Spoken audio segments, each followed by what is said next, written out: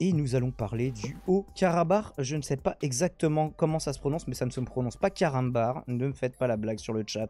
Sinon, vous êtes banni 10 minutes. Où est-ce que c'est? C'est une région entre l'Arménie et l'Azerbaïdjan que les deux se disputent. Et Georges Lafrite t'a pris au premier degré. Il t'a offert un abonnement Carto. Merci à toi. Et du coup, tu peux le remercier également. Donc un territoire qui est disputé et qui fait que l'Azerbaïdjan actuellement est en train de faire des bombardements, même s'il prétend que c'est l'Arménie qui... alors il y aurait eu une mine qui aurait explosé, qui aurait tué du personnel dans une zone occupée par l'Azerbaïdjan. Ça a l'air d'être un bail un peu compliqué, j'ai pas mal de liens histoire de vous résumer le tout, puisque je découvre le sujet, je l'ai découvert il y a une poignée d'heures. C'est l'information de... Évidemment, commençons par France 24, et ça c'était publié il y a 20 heures, donc on aura deux capsules de France 24, un article de Mediapart et un article de Libération avec en bonus un dessous des cartes. Comme ça, vous aurez vraiment tout sur le sujet. Cette mi-journée, des détonations ont été entendues dans le Haut-Karabakh, cette région peuplée d'Arméniens que se disputent Bakou et Yerevan. D'après un député arménien, l'Azerbaïdjan a ouvert le feu sur plusieurs positions militaires. L'Azerbaïdjan qui parle d'opération antiterroriste. À l'instant, les séparatistes arméniens assurent que l'armée azerbaïdjanaise essaye d'avancer en profondeur dans le... il y avait une infographie, je sais pas pourquoi je me suis fait chier à mettre la carte. Haut-Karabakh, mais qu'il résiste face à ces forces azerbaïdjanaises. Talin Oudjan, bonjour, on vous retrouve en direct de Yerevan. D'abord, quelles sont les informations dont vous disposez? Bien pour l'instant. C'était une région qui à la base était à l'Azerbaïdjan, il me semble, jusque dans les années 90, mais où il y avait une majorité d'Arméniens qui vivaient. Ce que l'on observe depuis Yerevan, c'est que la population à Stepanakert s'est réfugiée dans des abris souterrains. Certains médias locaux parlent de tirs qui auraient touché des zones résidentielles. Certains parlent également du fait que des enfants auraient été blessés. Et il semblerait que le réseau des télécommunications soit partiellement coupé, car les locaux, les personnes originaires du Haut-Karabakh avec qui je m'entretiens ici disent qu'elles sont dans l'incapacité de contacter leur famille. Et on voit également des vidéos de journalistes locaux qui sont tournées où l'on voit la capitale de facto du Haut-Karabakh, Stepanakert, être sous les tirs d'artillerie et avec les bruits des sirènes aux alentours. Mais il semblerait que les attaques ne ciblent pas seulement Stepanakert, mais bien d'autres villages et l'ensemble de l'enclave du Haut-Karabakh. Des politiques locaux parlent d'utilisation d'artillerie lourde, de drones, de roquettes. Alors du côté de l'Azerbaïdjan, on te dit non, on vise exclusivement des militaires et des installations militaires avec des moyens ultra précis qui ne débordent pas. Hein. On parle pas de frappe chirurgicale, mais on y est presque. Blob qui nous dit déjà les pays que dont je connais le nom, je pige rien à la situation. Alors les pays que je connais même pas, tu connaissais pas le nom ni de l'Arménie ni de l'Azerbaïdjan, Blob? Moi j'étais pas spécialement au fait de la situation de ce pays, je me suis un petit peu renseigné pour vous et puis surtout on va essayer d'en découvrir davantage ensemble. Une fois qu'on aura tout regardé et lu, je pense qu'on sera un petit peu plus renseigné. Et les autorités azerbaïdjanaises affirment mettre en place un corridor humanitaire afin que les populations civiles puissent être évacuées. Reste à voir comment cela va se mettre en place. Je rappelle que cela fait 9 mois que le Haut-Karabakh est sous blocus azerbaïdjanais et qu'il y avait un risque de famine patent dans la région. Plusieurs organisations internationales comme l'Institut Lemkin pour la prévention du génocide parlaient d'un risque de nettoyage ethnique dans la région. Côté arménien, le ministère de la Défense assure que la situation est stable du côté de sa frontière, tandis que le ministère des Affaires étrangères appelle à une réunion d'urgence au Conseil de sécurité de l'ONU. Et alors du coup tout le monde s'en saisit aussi parce que déjà ça fait même un an que l'origine de la crise, enfin en tout cas qu'on a commencé à s'en inquiéter, puisque la crise remonte bien évidemment avant ça, je vous parlais même des années 90, mais le souci, et c'est aussi dans le contexte actuel avec une guerre en Ukraine, c'est de se dire une autre guerre aux portes de l'Europe, parce que c'est pas drôle, c'est au sud de la Géorgie, c'est pas l'Europe, mais c'est aux portes de l'Europe. Donc il y a aussi cette considération là qui est prise en compte par à la fois les médias et les gouvernements occidentaux, ou dits occidentaux. La Russie a été prévenue, dit-elle, quelques minutes avant le début de cette opération azerbaïdjanaise. Talin, vous rappeliez ce contexte déjà extrêmement tendu entre... alors quasi prolo, dire l'Arménie c'est une enclave turque, même pour la blague, c'est pas très très drôle. Et je pense que s'il y avait des Arméniens, ils aimeraient pas trop lire ce genre de truc là. Parce que justement, dans ce conflit-là, c'était dans le dessous des cartes que je vous ai mis en bonus, où il vous explique le rôle justement que dans ce conflit qu'a joué la Turquie. Donc justement, puisque pour eux, les Arméniens sont les ennemis. Donc ils sont un petit peu pris entre deux feux. Et je sais pas s'il convient d'en rigoler. L'Arménie et l'Azerbaïdjan, et ce depuis plusieurs mois maintenant. Oui, Et tout on à a fait, la regardé sur une situation est carte, devenue vraiment... je vous remonte la carte si vous avez besoin, pour les gens qui se posent la question. L'Azerbaïdjan, du coup, on va dézoomer un petit peu, peut-être, oui, c'est vrai que j'ai pas beaucoup dézoomé sur la carte, du coup, avec la mer Caspienne à l'est. Pourquoi il marque je sais pas, il le marque dans une autre langue. Donc la Géorgie au nord, l'Arménie ici prise entre du coup la Géorgie, l'Azerbaïdjan, la Turquie, avec l'Iran au sud et avec du coup la Russie encore plus au nord. Voilà, si vous souhaitiez situer un petit peu la région, partons de là effectivement. Vraiment explosive après que ce matin, les autorités azerbaïdjanaises ont affirmé que l'un de leurs véhicules aurait explosé sur une mine de leur côté de la frontière. 2 civils auraient été tués et ils accusent, donc l'Azerbaïdjan accuse des soldats arméniens de s'être infiltrés dans leur territoire pour poser ces mines, ce que les autorités arméniennes réfutent, et elles argumentent qu'il aurait été physiquement impossible pour elles de se rendre de ce côté-là de la frontière. Donc les attaques d'aujourd'hui sont en partie une réponse à cela, mais c'est un objectif affiché de longue date de la part du président Ilham Aliyev. L'objectif étant que tout le Haut-Karabakh repasse sous le contrôle de l'Azerbaïdjan. Donc ces attaques ne sont pas vraiment une surprise, d'autant que cela fait des semaines que l'on voit d'importants mouvements de troupes à la frontière. Le Premier ministre arménien Nikol Pachinian avait prévenu du Ça commence souvent par des mouvements de troupes à la frontière. risque d'une escalade militaire dans la région, et les autorités azerbaïdjanaises n'avaient eu de cesse d'accuser la partie arménienne de tirer sur leur position ou bien de construire des fortifications, ce que la partie arménienne n'a eu de cesse de démentir. En tout cas, pour le moment, il semblerait que les combats continuent, et l'Azerbaïdjan appelle au retrait de toutes les forces arméniennes présentes au Haut-Karabakh afin, je cite, de pouvoir atteindre la paix et la stabilité dans la région. Merci pour ces éléments, Tali On Noujian, en depuis... est assez loin pour le moment. Et donc le premier article qu'on avait sur la question, changeons de bed en même temps, tant qu'à faire.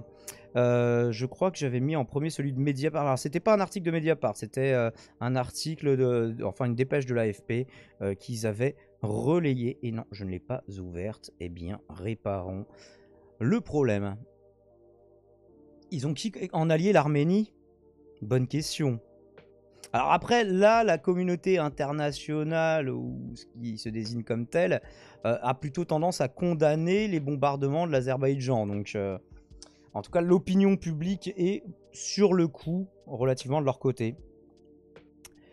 Du coup, dépêche AFP qui a été relayée hier à 15h56. L'Azerbaïdjan a lancé mardi une opération militaire au Karabakh, donc 3 ans après la précédente guerre. Donc quand on parle de stabilité de la zone, c'est pour ça que je disais on en est loin. Et surtout que ça remonte encore au-delà de ces 3 ans. Demandant le retrait total et inconditionnel de son adversaire arménien, donc dans cette région, disputée depuis des décennies. La diplomatie arménienne a, elle, dénoncé une agression à grande échelle à des fins, on l'entendait dans le reportage juste avant, de nettoyage ethnique. Elle a aussi jugé que la Russie, garant d'un cessez-le-feu datant de 2020 avec les forces de paix sur le terrain, devait stopper l'agression azerbaïdjanaise. Alors le problème c'est que oui, on n'a pas trop envie de se fâcher avec l'Azerbaïdjan.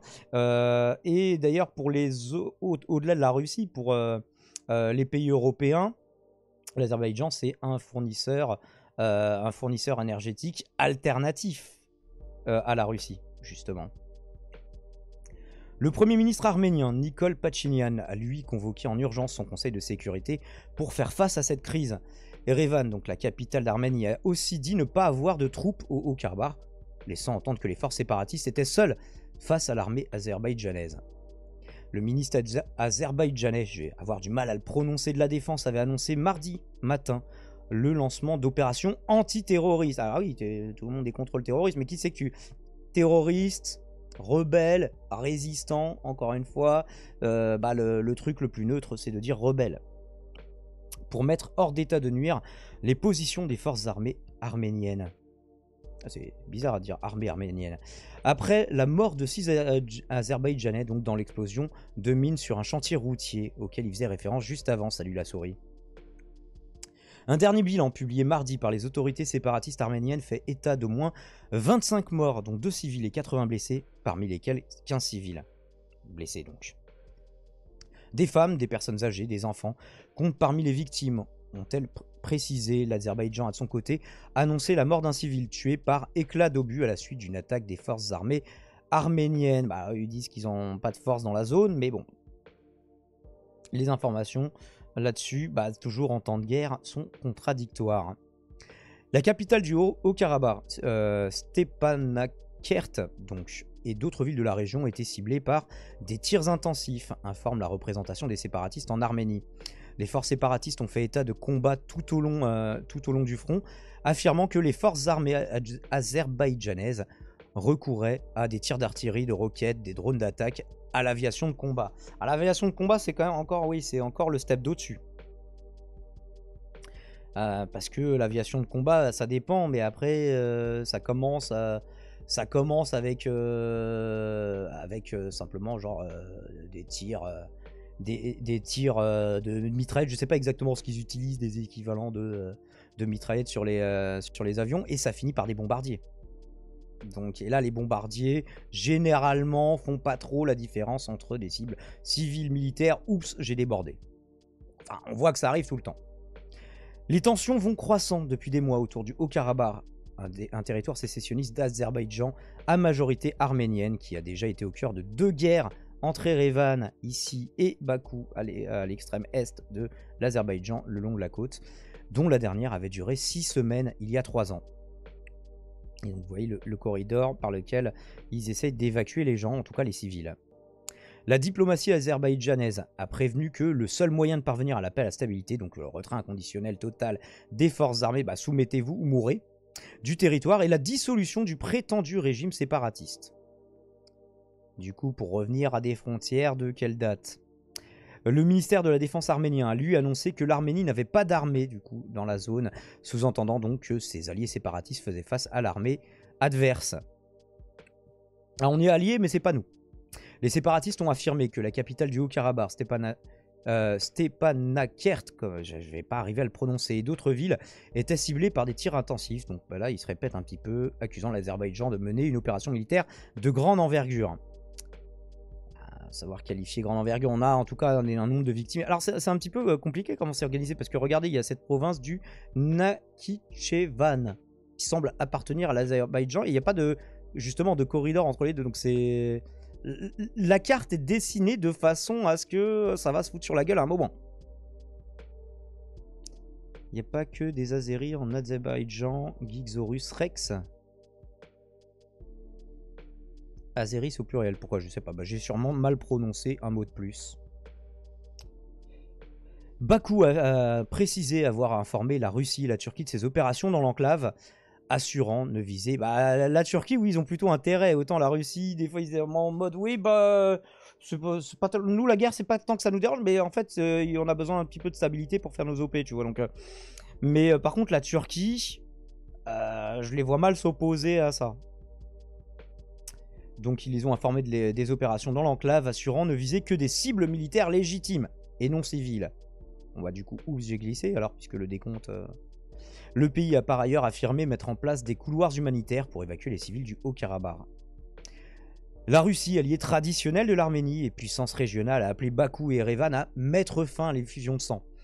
La porte-parole de la diplomatie russe, Maria Zakharova, a demandé aux 2 parties de respecter les accords en vigueur et d'éviter les provocations.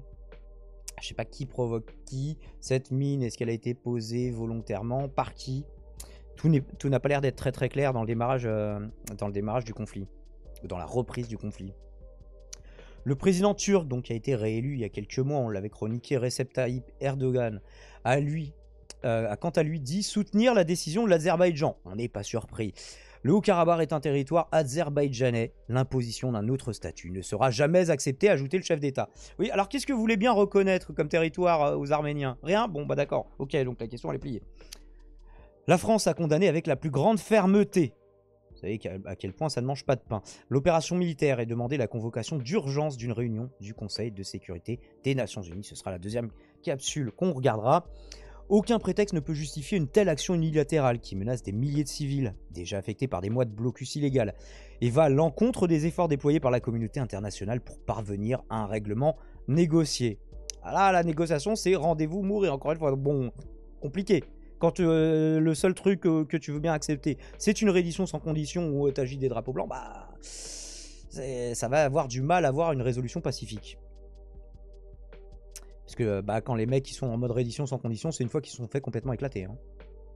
A souligné le ministère français des Affaires étrangères, exhortant Bakou, donc capitaine azerbaïdjanaise, à cesser immédiatement son offensive et à revenir au respect du droit international. Bon, le droit international, en temps de guerre, souvent, voilà, ça fait un peu ça. Présent à New York pour l'Assemblée générale de l'ONU, le chef de la diplomatie américaine, l'inénarrable Anthony Blinken, décidément qu'on voit sur un peu tous les dossiers, va prendre contact, en même temps on fait de l'international, et eux et les Américains, ils aiment bien se mêler d'un petit peu tout, va prendre contact avec toutes les parties, y compris la Turquie, après le lancement de cette offensive que Washington juge particulièrement dangereuse, selon un haut responsable du département d'État américain. Et c'est assez étonnant, c'est que du coup sur ce dossier, l'Arménie, alliée traditionnelle, du coup, comme ils viennent de le dire, plutôt de la Russie, là où la Turquie se positionne. La Turquie qui, tout en essayant d'être un coup avec les Russes, un coup un peu avec les Américains, est quand même plutôt du côté azerbaïdjanais ou plutôt contre les Arméniens. Du coup, en fait, il y a pour une fois un alignement des positions internationales entre la Russie et les pays du bloc de l'Ouest. Est-ce qu'il faut reparler d'un bloc de l'Ouest? Je ne sais pas. Tu regardes le Nakhichevan suivant les cartes, les frontières sont parfois en pointillé. Oui, c'est-à-dire que c'est les territoires où c'est un petit peu, c'est tellement contesté que même en termes de cartographie, c'est compliqué de le faire très très clairement. Où est-ce qu'on était? On était là. Les actions militaires de l'Azerbaïdjan doivent cesser immédiatement pour permettre un véritable dialogue entre Bakou et les Arméniens du Karabakh. A pour sa part réagi le président du Conseil européen, Charles Michel. Le chef de la diplomatie de l'Union européenne, Josep Borrell, je crois que ça se prononce comme ça, a également condamné l'offensive militaire de l'Azerbaïdjan et réclamé qu'elle cesse immédiatement. Cette escalade militaire ne doit pas être utilisée comme un prétexte pour forcer l'exil des populations locales, couloir humanitaire ou pas, a déclaré Josep Borrell dans un communiqué. L'Union européenne a mis en place une mission d'observation à la frontière entre l'Arménie et l'Azerbaïdjan et agit en tant que médiateur entre les deux pays. On essaye de, s'en mêler sans complètement ingérer pour le moment. Ces deux ex-républiques soviétiques du Caucase, ça fait partie des conflits post-soviétiques, décidément une liste qui ne cesse de s'étoffer, sont en conflit depuis plus de 30 ans autour du territoire disputé du Haut-Karabakh, région sécessionniste d'Azerbaïdjan, peuplée en majorité d'Arméniens. Bakou a justifié cette opération militaire par la mort de 4 policiers et 2 civils, donc voilà l'explosion de mine dans un tunnel en construction entre Choucha et Fizuli. Essayons de le situer sur une carte. Est-ce qu'on peut la voir? Ouais, c'est bien. Bon, voilà, c'est répertorié bien comme une ville d'Azerbaïdjan. Pas très loin. Ah non, j'allais dire pas très loin de la frontière, mais c'était non, une frontière régionale. Et voilà, comme ça. Et du coup, l'autre ville, on aura un petit peu la flemme de la chercher. Mais nul doute qu'elle n'est pas très loin s'il y a un tunnel entre les deux. Les forces de sécurité azerbaïdjanais, les services de sécurité, c'est pour ça que c'est pas azerbaïdjanais, ont accusé un groupe de saboteurs des séparatistes arméniens d'avoir posé ces mines et commis un acte de terrorisme. La diplomatie azerbaïdjanaise a assuré que ces explosions révélaient le principal objectif de l'Arménie, qui est de ne pas retirer ses forces armées du territoire de l'Azerbaïdjan et poursuivre des opérations militaires et de minage. C'était pour le minage ou... Ah oui, de minage dans le sens des mines, pas pour extraire des matériaux à flanc de montagne. Le Premier ministre arménien, Nikol Pachinian, a par ailleurs dénoncé mardi des appels à un coup d'État dans son pays. Nous ne devons pas permettre à certaines personnes, certaines forces de porter un coup d'État à l'État arménien. Il y a déjà des appels venant de différents endroits à mener un coup d'État en Arménie, a-t-il dit dans une adresse à la nation, alors que la télévision arménienne fait, elle, état de centaines de manifestants se rassemblant devant le siège du gouvernement arménien à Erevan. Ça a l'air de chauffer un petit peu pour le Premier ministre. Des partis d'opposition ont en outre appelé à un rassemblement à 19h, heure locale, 17h à Paris. L'opposition arménienne a tenté à plusieurs reprises depuis 3 ans d'obtenir le départ de Nikol Pachinian du pouvoir. Ah, c'est peut-être pour ça. L'accusant d'être responsable de la défaite militaire arménienne lors de la guerre à l'automne 2020, au Haut-Karabakh toujours. Après cette déroute, des manifestations avaient éclaté en Arménie, poussant finalement Nikol Pachinian à convoquer des élections anticipées. Le Premier ministre était lui-même arrivé au pouvoir à la suite d'un mouvement de protestation en 2018. Et du coup, les élections anticipées, elles ont donné quoi ? après 2020. Je sais pas si, je crois pas qu'ils en parlent dans l'article. Les US pourraient récupérer l'Arménie dans son giron, nous dit Ent. Ah, il y a peut-être ça à jouer aussi, effectivement. C'est. Alors après, étant donné la localisation du pays, est-ce que entre un allié américain très très loin et un allié russe beaucoup plus proche, t'as quand même pas intérêt à te mettre plus sous la protection russe? Parce qu'il y a quand même une frontière en commun avec l'Azerbaïdjan. Et salut Horatio. Il a aussi accusé l'armée arménienne d'avoir tiré... Tac, tac, tac, non, j'ai zappé un paragraphe. Oui, donc le Haut-Karabakh, théâtre de 2 guerres au début des années 90, puis à l'automne 2020, est l'une des régions les plus minées d'ex-URSS. Oui, donc ce genre de truc, ça peut arriver. Est-ce que c'est une mine? Comment on peut savoir quand est-ce qu'elle a été placée, quoi? Des explosions, ils font... C'est pour ça, c'est le problème, hein, c'est tout ce qui est... tout ce qui est à sous-munitions, tout ce qui est mine, tout ce qui n'explose pas à l'instant. En fait, la guerre peut se terminer, le dispositif est encore là. Donc il y a souvent des équipes de déminage. Mais en fait, on le voit dans tous les conflits, des années, des décennies, même après, bah, c'est des civils qui trinquent et qui seront au mieux mutilés à vie, estropiés, dans beaucoup de cas morts en fait. Donc ça a l'air d'arriver assez souvent. Parallèlement, le ministre azerbaïdjanais de la Défense a accusé mardi l'armée arménienne d'avoir blessé 2 militaires azerbaïdjanais lors de tirs de mortier d'armes légères dans le secteur d'Agdam, au nord-est du Haut-Karabakh. Au nord-est, donc ça va loin. Agdam, essayons de le situer. Ça a l'air d'être plus grand toujours. Ça n'a pas l'air d'être le petit bled. Et ouais, effectivement, là, ça a l'air d'être un petit peu plus loin. Dans les... Après, oui, c'était quand même... ça fait toujours partie de la zone, ouais. Donc, alors, qu'est-ce qui fait que dans cette région, il y a eu plus d'Arméniens et qu'il n'y ait pas une continuité homogène territoriale de leur présence à ce niveau-là? Je ne saurais pas l'expliquer. Il faudrait creuser encore plus le sujet. Petite balade en forêt pour aller cueillir les chanterelles. Et hop, tu sautes sur une mine. L'amour de la frite, l'amour de la patate. Et merci Leto pour le follow. Et ça rime. Il a aussi accusé donc le ministre azerbaïdjanais l'armée arménienne d'avoir tiré dans la nuit donc avec des armes légères vers des positions de l'Azerbaïdjan dans le district de Gadabay cette fois, à la frontière entre les deux pays.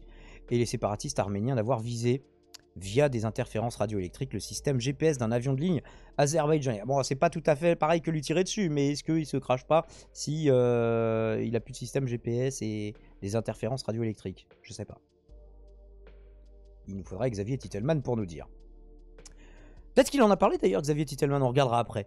Les tensions avaient pourtant diminué d'un cran lundi, avec l'arrivée d'aide humanitaire dans l'enclave, soumise depuis des mois à un blocus azerbaïdjanais, qui a provoqué de graves pénuries de nourriture et de médicaments. Ça provoque aussi souvent ça, les blocus. Erevan accuse Bakou de provoquer à dessein une crise humanitaire à des fins d'épuration ethnique. Ah, c'est donc ça que...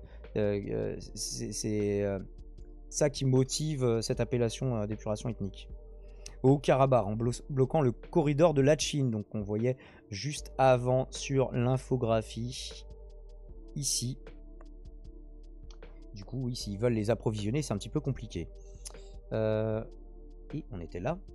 Donc le corridor de Lachin, seule route reliant l'enclave montagneuse à l'Arménie. Bah oui, c'est parce que si on parle aussi d'enclave, c'est peut-être parce que géographiquement, il n'y a pas 28 000 routes pour y aller. En juillet, le Premier ministre arménien Nikol Pachinian avait jugé dans un entretien à l'AFP qu'une nouvelle guerre avec l'Azerbaïdjan était, je cite, très probable. Le précédent conflit en 2020 avait débouché sur une déroute militaire arménienne. Erevan, alors là justement on verra que l'IB ils sont pas très optimistes non plus, Erevan ayant dû céder à Bakou des territoires dans et autour du Haut-Karabakh. Un cessez-le-feu négocié par la Russie avait été signé, impliquant le déploiement sur place de soldats de la paix russe, mais du coup oui parce que du coup c'est pas tous des soldats de la paix du coup, mais des échauffourées armées éclataient encore régulièrement à la frontière. C'est quoi, c'est leur casque bleu à eux? Malgré les efforts de médiation de l'Union européenne, de Washington et de Moscou, les belligérants ne sont jamais parvenus à un accord de paix. Ça, c'est rare que quand t'as les trois qui sont réunis sur un dos, ça ne suffit pas. Encore, tu vois, genre, il y aurait justement la Russie qui soutiendrait plutôt l'Azerbaïdjan, même si, encore une fois, il y a quand même des des bails commerciaux avec eux, et les États-Unis de l'autre qui soutiennent l'Arménie, là on comprendrait que ça s'enlise. Mais là pour une fois c'est pas le cas. Sûrement la méga diaspora des peuples arméniens fait qu'ils sont inégalement répartis sur le territoire. Bah peut-être ouais, c'est une piste Leto. Merci pour la suggestion. L'Arménie a de son côté accusé la Russie, son allié traditionnel, de ne pas en faire assez pour maintenir la paix dans la région. Moscou a rejeté ces accusations, mais le Kremlin reste avant tout préoccupé par son invasion de l'Ukraine. On peut s'en douter un petit peu. Du coup, ils sont en mode, bon, écoutez, on est un petit peu occupé là en ce moment. Arrêtez de vous battre. Voilà, on peut pas faire plus, désolé. On aura essayé. Est-ce que vous aviez déjà une petite remarque à faire pour les personnes qui restent en vocal avec moi, à savoir Carto et l'ours.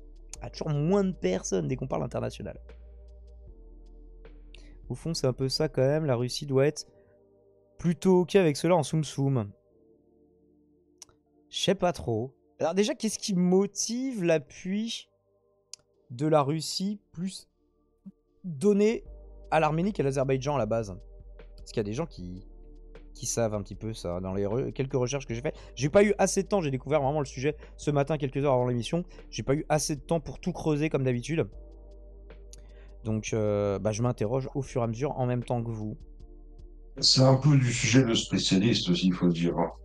Tous les sujets internationaux, c'est des sujets de spécialistes. Malheureusement, on peut pas être spécialiste de tous les pays. C'est le problème quand on fait de l'international. Je comprends que les collègues, ils répugnent un peu. Je suis pas sûr non plus, hein. C'est une idée. Ouais, j'ai bien compris que c'était formulé comme ça. D'ailleurs, tu le disais. Ouais, tu disais sûrement, mais en mode, oui, façon au conditionnel, quoi. Une salve de... Lors du génocide arménien, pour des raisons religieuses, la Russie a donc protégé les Arméniens. C'était pour des raisons religieuses, en mode, ouais, l'orthodoxie, tout ça? Peut-être. Alors après, on parle de quand? Parce que l'orthodoxie, par exemple, pendant toute la période de l'ex-URSS, c'était une motivation géopolitique moins prégnante, on va dire, par la force des choses. Israël qui vend des armes aux Azéris, l'Ukraine qui forme ses cadres, l'Iran qui soutient l'Arménie. Tu parles d'un truc, ça a l'air d'être un gros sac de nœuds, mais on va essayer de démêler ça ensemble. Et là, du coup, la vidéo s'appelle Haut-Karabakh. Paris demande une réunion d'urgence du Conseil de sécurité de l'ONU. Je crois qu'il y a des images supplémentaires et des précisions par rapport à l'article. Avançons. Frappe localisée sur la région montagneuse du Haut-Karabakh. C'est le ministère de la Défense de l'Azerbaïdjan qui a fourni ces images de l'offensive menée par ses forces armées mardi. Bakou a assuré ne viser que des cibles militaires dans le cadre d'une opération qualifiée d'antiterroriste. Objectif affiché, combattre des positions arméniennes après la mort de plusieurs Azerbaïdjanais dans la région. Le Haut-Karabakh, un territoire sécessionniste d'Azerbaïdjan à majorité arménienne, a déjà été au cœur de 2 guerres entre Erevan et Bakou, dont la dernière date. Au moins les infographies sont bien. Erevan dénonce cette nouvelle... Là, vous avez vu, là, avec toutes les couleurs, là, on comprend tout. Si j'arrive à revenir dessus. Avec l'Arménie, le Haut-Karabakh qui est contesté, l'Azerbaïdjan en rosé, et du coup les autres pays de la... Ah, c'est marrant, du coup, tous les autres pays sont grisés, mais la Turquie est presque montrée comme partie prenante, et elle l'a déjà été historiquement, elle l'est actuellement diplomatiquement. Dénonce cette nouvelle agression et indique ne pas avoir de troupes au Karabakh, pas encore militairement, laissant entendre que seules les forces séparatistes étaient en présence face à l'armée azerbaïdjanaise. Le Premier ministre Pachinian appelle la Russie, garante d'un cessez-le-feu datant de 2020, ça se dit Pachinian, je l'ai mal prononcé lui aussi pendant tout le long. Déçu. À agir pour mettre fin à l'opération. Réponse immédiate. Est-ce que c'est une opération militaire spéciale, ça aussi? De Moscou. La Russie demande aux partis en Donc Maria Zakharova, dont on parlait dans l'article précédent, conflit de mettre fin à l'effusion de sang, de cesser immédiatement les hostilités et de revenir à un règlement politique et diplomatique. Alors là, vous êtes chié au montage audio. Il faut mettre la voix de la personne que tu doubles, si tu veux la doubler plutôt que la sous-titrer, moins fort que la voix du doublage, sinon on comprend rien. Depuis fin 2022, les tensions sont vives dans l'enclave du Haut-Karabakh, avec une multiplication des incidents armés C'est vrai qu'on voit que c'est montagneux tout autour. Entre forces arméniennes et azerbaïdjanaises. Les 2 parties s'en rejetant mutuellement la responsabilité. Craignant l'embrasement, les chancelleries à l'international appellent au calme. À Washington, le département américain promet qu'il prend contact avec toutes les parties, y compris la Turquie, Paris dénonce l'opération militaire et réclame la convocation du Conseil de sécurité des Nations Unies. Eh bien, ce sera probablement une affaire à suivre, mais avant de clore le sujet, en plus du bonus que je vous proposerai à la rediffusion, on a donc un... en fait, je crois que ça faisait même la une du coup de Libération aujourd'hui. Non, c'était en page 8. C'était consacré à quoi la une? On va regarder ensemble. Si ça veut bien. Ah bah la une était là-dessus aussi. Charlie in Paris. Non, Charles III à Paris, d'accord, ok. Donc non, c'est juste un rappel des titres qui étaient faits en une. Avec toujours le descriptif que l'on connaît à Libération, ce qui nous change un petit peu. Voilà, c'est un peu plus factuel et géopolitique pur, souvent sur Mediapart, même si là c'était Dépêche AFP. Bon, des Dépêches AFP, que ça reste factuel et que ça n'aille pas au-delà, c'est normal. Et il y a un peu plus de storytelling, ce qui ne veut pas dire que c'est faux, hein, c'est juste qu'on vous raconte un petit peu plus en mode descriptif dans Libé, donc je trouve que c'est souvent un bon complément. Avec ici, voilà, un immeuble détruit. Malheureusement, on commence à s'habituer à voir des images de villes détruites très régulièrement, que ce soit à la faveur de catastrophes naturelles comme en Libye récemment, ou là, de la guerre, malheureusement. Radio Dooming, vous êtes toujours avec nous sur LMCP. Un article donc de... Je m'étouffe dans mon café. Véronica Dorman. Les images sont toujours les mêmes. Fenêtres soufflées, planchers effondrés, voitures défoncées, amoncellement de ferraille et de béton pilé. Plié ou plié? Non, pilé. Des gens qui courent pour se mettre à l'abri. À l'horizon, une explosion et un champignon de fumée. On le voyait en vue aérienne tout à l'heure et en noir et blanc, mais on voyait le champignon. Ce qui était redouté depuis plusieurs semaines de tensions croissantes est advenu.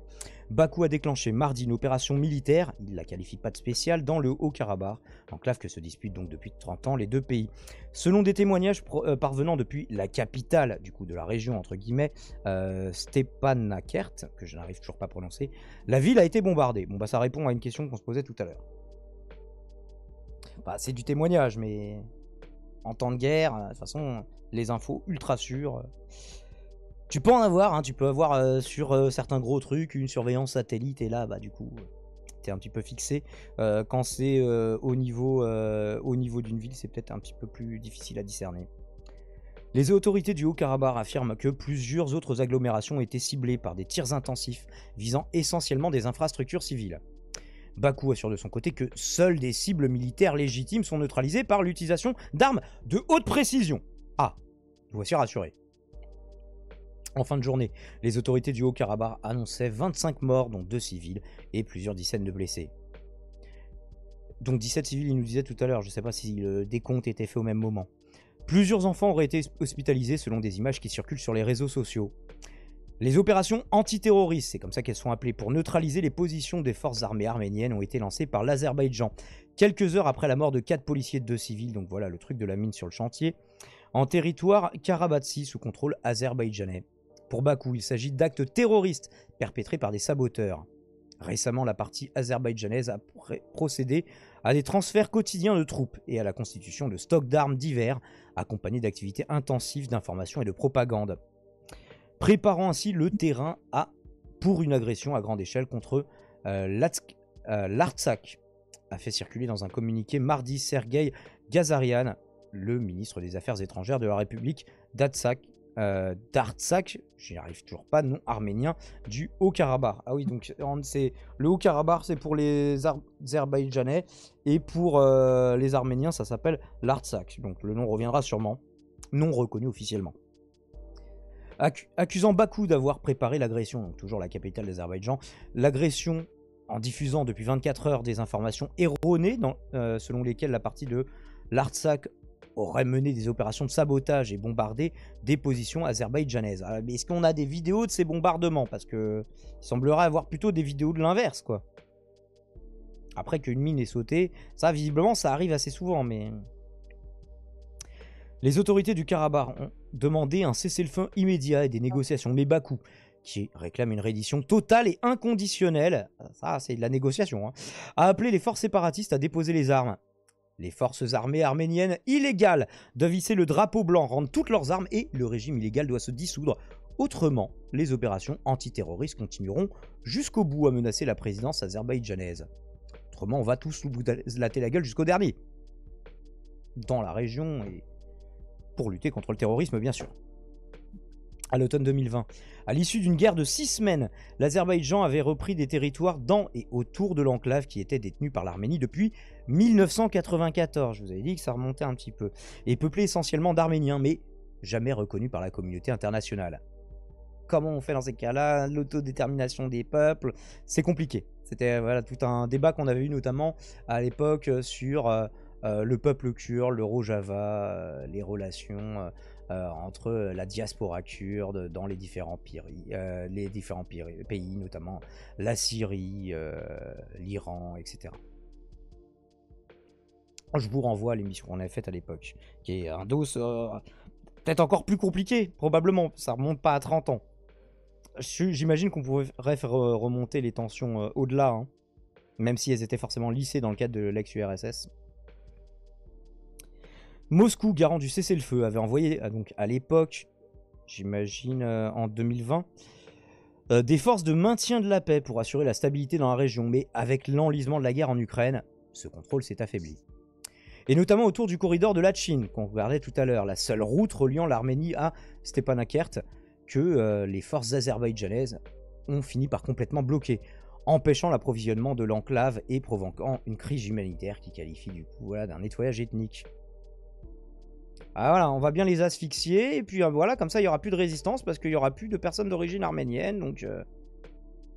peut-être, ça peut... je ne sais pas, je ne sens ni les cœurs ni les reins, mais j'imagine qu'on peut l'interpréter comme ça. En mai, le premier ministre arménien, Nikol Pachinian, avait reconnu l'intégrité territoriale de l'Azerbaïdjan. Ah, mais aucun accord de paix n'a jamais été trouvé. Attendez, le premier ministre actuel, bon, il a subi une défaite. Il est contesté dans son pays, c'est peut-être pour ça qu'il se dit, bon bah de toute façon ça mange pas de pain, de toute façon si je vais me faire dégager, ça changera pas grand-chose. Mais peut-être que ça peut apaiser les tensions. Il semblerait que ça suffise pas. Le président azerbaïdjanais, Aliyev, n'a pas l'intention de négocier sur une question qu'il considère comme une affaire intérieure. Bah c'est chez nous, donc voilà, fermez votre gueule. Il cherche maintenant à reprendre un territoire que même l'Arménie reconnaît comme faisant partie de l'Azerbaïdjan, soulignait Marie Dumoulin, experte au Conseil européen pour les relations internationales. La Turquie influe sur le conflit. Oui, non, mais on l'a dit plusieurs fois là, Melito, il n'y a pas de souci, mais merci pour le complément, t'as dû arriver entre temps. Bah, notamment à l'époque en 2020. Ils avaient pas juste, c'était pas juste un appui diplomatique, c'était carrément un appui militaire, il me semble, à l'époque. L'opération militaire conduite par l'Azerbaïdjan est illégale, injustifiable, inacceptable, a vivement réagi la ministre française des Affaires étrangères, Catherine Colonna, en marge de l'Assemblée générale de l'ONU qui a commencé mardi à New York. Les premières bouts de déclaration qu'on peut entendre ça et là à la radio, sur France Info, etc. Ajoutant, moi juste avant de lancer l'émission, c'est ce que j'écoutais, ajoutant que la France tient l'Azerbaïdjan responsable du sort des Arméniens au Haut-Karabakh. Bah, on se demandait qui étaient ses alliés, c'est pas un allié militaire, mais en tout cas comme allié diplomatique. Il y a la France, le reste de l'Union Européenne, la Russie et les États-Unis. Alors, on va voir, le problème c'est qu'au niveau militaire, c'est moins ça. Paris a également demandé une réunion d'urgence donc du Conseil de sécurité des Nations Unies. Le Premier ministre arménien Nikol Pachinian s'est entretenu au téléphone avec Emmanuel Macron. Vous savez à quel point il aime passer des coups de fil dès qu'il se passe quelque chose, même si ça sert à rien. Et le secrétaire d'État américain, Anthony Blinken, qui juge l'offensive particulièrement dangereuse. Tandis que les civils étaient évacués par les soldats russes du maintien de la paix depuis 6 localités, 469 personnes, dont 185 enfants selon le ministère de la Défense russe, a indiqué le défenseur des droits du Haut-Karabakh, Gegam Stepanyan, probablement très mal prononcé. À Erevan, la capitale arménienne, la rue s'agitait. Dès la mi-journée, des manifestants ont commencé à se rassembler devant le siège du gouvernement pour appeler à la démission du Premier ministre, qu'on l'avait vu déjà un peu tomber en disgrâce depuis un moment. Merci Blob the Spot pour le follow. T'étais pas déjà follow? Bah, sois le bienvenu. On en était où? Il manifeste du coup pour demander sa démission. Tenu pour responsable par l'opposition une partie de la population de la défaite militaire de 2020. C'est pour ça qu'il rajoute un article à côté. Et se retrouve régulièrement sur la sellette. Mardi, il a dénoncé des appels à un coup d'État. Nous ne devons pas permettre à certaines personnes, certaines forces de porter un coup à l'État arménien. Il y a déjà des appels venant de différents endroits à mener un coup d'État, a-t-il dit dans une adresse à la nation. Nicole, traître! Nicole, démission! Et Artsakh, du coup, dire le nom de la région, mais en arménien. Artsakh, scandait la foule de plusieurs centaines de personnes. Nous exigeons que Pachinian renonce à sa déclaration, faite en mai, ou démissionne. Ah oui, s'il a reconnu le territoire, ont répété plusieurs membres de l'opposition face à l'Assemblée. L'opposition a lancé un appel à un rassemblement à 19 h. La nuit risquait d'être longue. Il n'est pas encore 19 h. Nous verrons. Bon, on sera sûrement plus en live, mais bon. Et donc l'autre article qui est signé cette fois par Nelly Didlot, qui nous parle plus du point de vue militaire. Officiellement, l'armée d'Erevan n'est pas déployée dans la région. Les soldats du Karabakh affronteraient seuls les forces de Bakou, dont les capacités se sont accrues depuis leur victoire en 2020. Bah, ce serait difficile de les déployer officiellement si tu as reconnu que c'est un territoire désormais d'Azerbaïdjan. Dans le Haut-Karabakh, théâtre depuis mardi de nombreux affrontements entre soldats azerbaïdjanais et arméniens, qu'ils obéissent à Erevan ou pas. Les échos de la guerre résonnent jusqu'à la capitale, entre guillemets, Stepanakert. Les nombreuses vidéos filmées par les habitants laissent entendre les hurlements de sirènes, le grondement de l'artillerie au loin et des rafales de mitrailleuses. Les combats qui auraient lieu tout au long de la ligne de contact placent les soldats qui défendent l'enclave arménienne dans une situation difficile. Avec la déroute lors de la guerre de 2020, le Haut-Karabakh a perdu les 3/4 de son territoire. Ah, donc il en reste quand même une partie qui reste sous contrôle de l'Arménie. Bah, c'est pour ça qu'il parle d'enclave. Les 3000 km² sont toujours sous son contrôle, sont entourés de régions tenues par l'Azerbaïdjan. Et le corridor de la Chine qu'on voyait tout à l'heure, la seule voie d'accès donc, bloqué depuis décembre 2022. L'une des principales conséquences de ce blocus est une pénurie d'essence qui complique probablement la tâche des défenseurs du Karabakh. Bah oui. C'est-à-dire, est-ce que tu utilises, je sais pas, des camions, des blindés, peut-être même des chars bon, sans parler d'une aviation. Tout ça, bah, y a besoin de mettre du coco dedans, hein, pour le moment.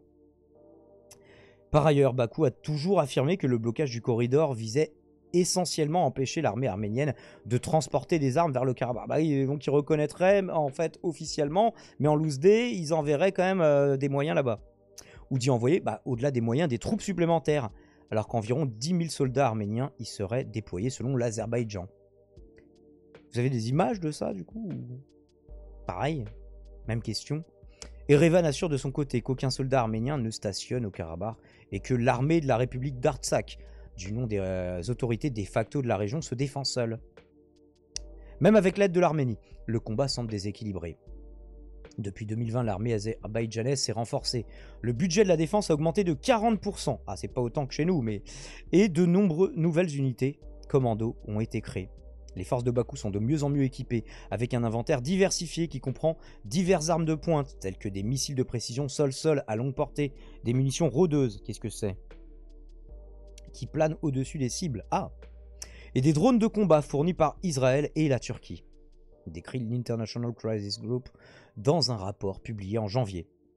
En 2020 déjà, les Arméniens avaient subi de lourdes pertes infligées par des drones Bayraktar de fabrication turque. 3 ans plus tard, Erevan peine à reconstituer ses stocks d'armement.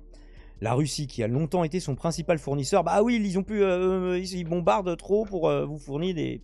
Et moins disposés à envoyer des pièces d'artillerie. Alors peut-être que les pièces d'artillerie, il y aura peut-être moyen de jouer, c'est les munitions par contre.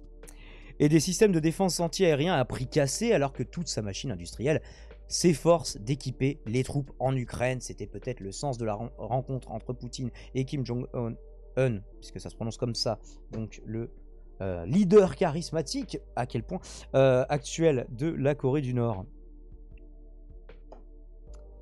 En tout cas, c'est ce qui était négocié. En septembre, dans une attaque voilée contre Moscou, le Premier ministre Nikol Pachinian s'était plaint que les alliés de l'Arménie n'aient pas rempli leur contrat d'armement. Ah, du coup oui, ils ont des alliés, mais bon, ils les aident de loin, quoi. Pour compenser, Erevan a traité avec l'Inde pour acheter dans l'urgence des lance-roquettes multiples et des... il n'y a pas que les HIMARS dans la vie, et des munitions anti-chars. Bah, si eux, ils ont plus de d'essence, et je sais pas s'ils avaient une cavalerie, c'est comme ça qu'on appelle les chars aujourd'hui. Mais enfin, c'est plutôt les chars qu'on appelle, voilà, comme c'est pareil. Le jour où on aura des vaisseaux spatiaux, on appellera ça une flotte. Donc, imaginez Star Wars demain, une guerre entre Mars et la Terre quand on aura colonisé Mars. Cela, bah oui, il faut que j'arrête de jouer à Surviving Mars. Cela suffira à dissuader l'Azerbaïdjan de pousser plus loin son offensive. Des lance-roquettes multiples, je sais pas. Alors après, ça pourra ralentir la progression. Au-delà du Karabakh, des positions du territoire arménien lui-même pourraient être menacées. Au cours des affrontements sporadiques qui ont émaillé l'année 2022, des soldats azerbaïdjanais ont pris le contrôle d'environ 140 km² en Arménie. Bah oui, c'est-à-dire où est-ce que ça s'arrête? Parce que, oui, bon, d'accord, ok, vous pouvez garder le Karabakh. Ah oui, ben en fait, ça ne suffit pas. Et la Turquie, ils vont probablement dire, oui, allez-y, foncez dedans. C'est pour ça, dans Star Wars, le gars s'appelle l'amiral Akbar. Ah, peut-être, je ne ferai pas de rapprochement. Donc 140 km² en Arménie qui sont occupés en plus de cette région par l'Azerbaïdjan. Depuis cette position, ils sont en capacité de pousser plus loin à l'intérieur du pays et ils pourraient couper le reste du pays, couper le sud de l'Arménie du reste du territoire national en quelques jours. Pour l'instant, la situation à la frontière entre l'Arménie et l'Azerbaïdjan est stable selon Erevan. Mais les mouvements de troupes qui ont été observés ces dernières semaines laissent craindre qu'une offensive puisse avoir lieu dans le sud arménien. Et là, ça s'embrase au-delà de la région et peut-être même au-delà des deux pays. Pour tenter de créer un corridor terrestre jusqu'à l'exclave, cette fois azerbaïdjanaise, de Nakhichevan, bah justement le territoire qui était au sud-ouest en oblique. Au sud-ouest du coup, des zones qui sont contrôlées par l'Arménie. Pour le moment. Le territoire arménien le plus vulnérable se trouve près de la station balnéaire de Djermouk. Depuis les affrontements de septembre 2022, les troupes azerbaïdjanaises occupent le sommet de plusieurs montagnes voisines. Celles-ci surplombent une gorge inhabitée par laquelle passe une route menant à l'enclave... l'enclave ou l'exclave, comment vous le qualifiez, de Nakhichevan. Les troupes azerbaïdjanaises n'auraient probablement besoin que de 2 jours pour traverser la gorge, note l'International Crisis Group dans son rapport. Un petit complément plutôt pessimiste du côté d'Erevan et de l'Arménie. Manque à la fois d'approvisionnement, d'infrastructures, même si c'est pas tellement le nombre de soldats qui est ici